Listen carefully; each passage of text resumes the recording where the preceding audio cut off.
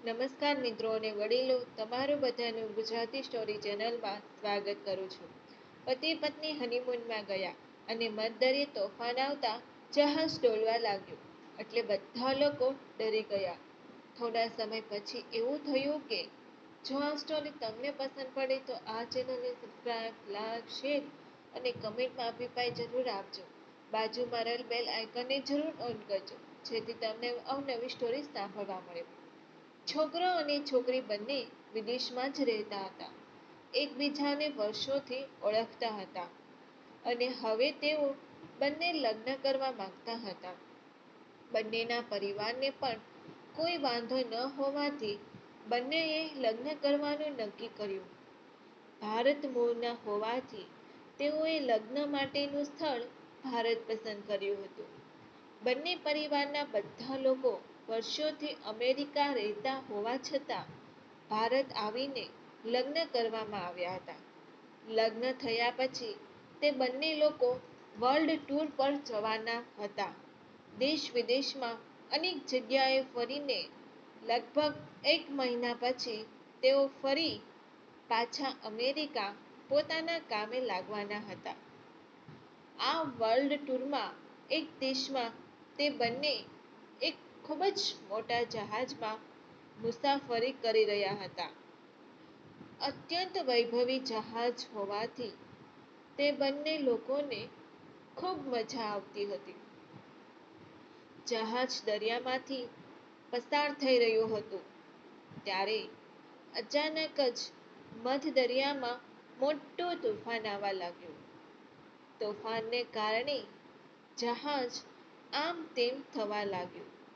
જહાજમાં હાજર બધા લોકો ડરી ગયા હતા.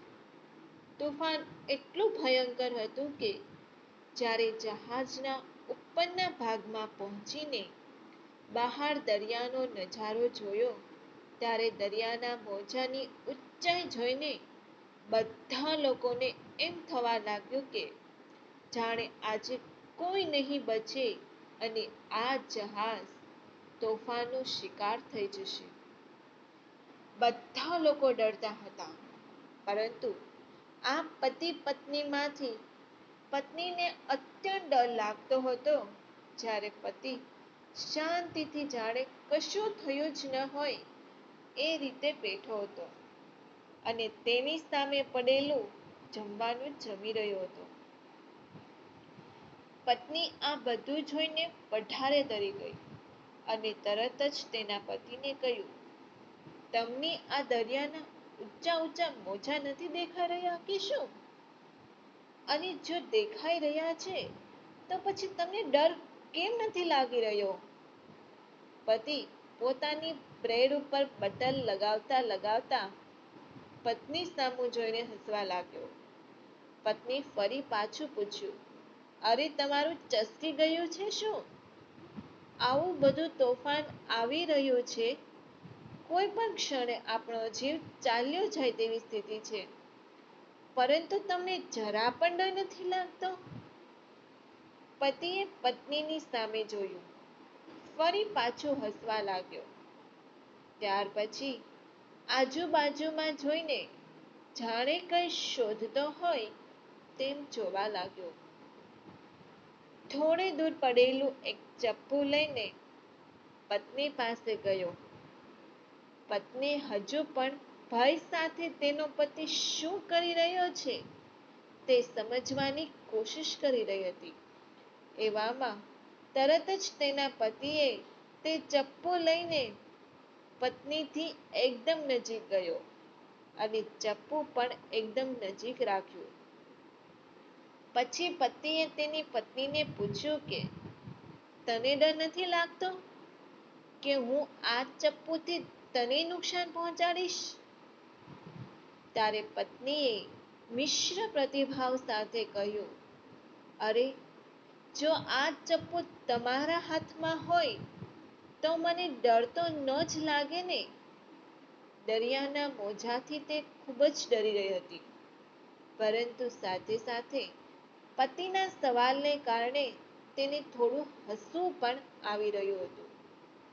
પત્નીએ કહ્યું, મને તમારી ઉપર વિશ્વાસ છે કે તમે મને નુકસાન ન પહોંચાડી શકો. પતિની જાણે જે જવાબ જોતો હતો તે મળી ગયો. એટલે તેને તરત જ ચપ્પુ પત્નીથી નજીક રાખ્યો હતો તે લઈ લીધું અને ત્યાર પછી પત્નીને સહજતાથી કહ્યું, બસ હું તને એ જ સમજાવવા માંગુ છું. પત્ની ફરી પાછી કઈ ગતાગમ ન પડી હોય એટલે ફરી પાછું પૂછ્યું કે તમે આખરે શું કહેવા માંગો છો? ત્યારે પતિએ જવાબ આપતા કહ્યું કે તને જેમ મારી ઉપર વિશ્વાસ છે એવી જ રીતે મને આપણા ભગવાન ઉપર વિશ્વાસ છે. આ તોફાન ભલે ગમે તેટલું મોટું હોય, પરંતુ અંતે મને ભગવાન ઉપર વિશ્વાસ છે કે એ આપણને કંઈ જ નહીં થવા દે.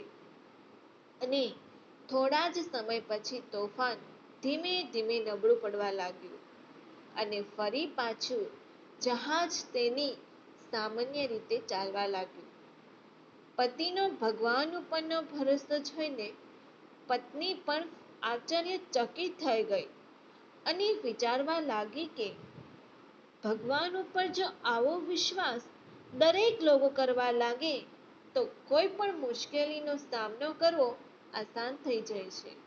જો તમને આ સ્ટોરી પસંદ પડી હોય તો દરેક લોકો સાથે શેર કરજો. આવી સ્ટોરી સાંભળવા માટે આ ચેનલને સબસ્ક્રાઇબ જરૂર કરજો. સાંભળવા માટે તમારા બધાનો ખૂબ ખૂબ આભાર.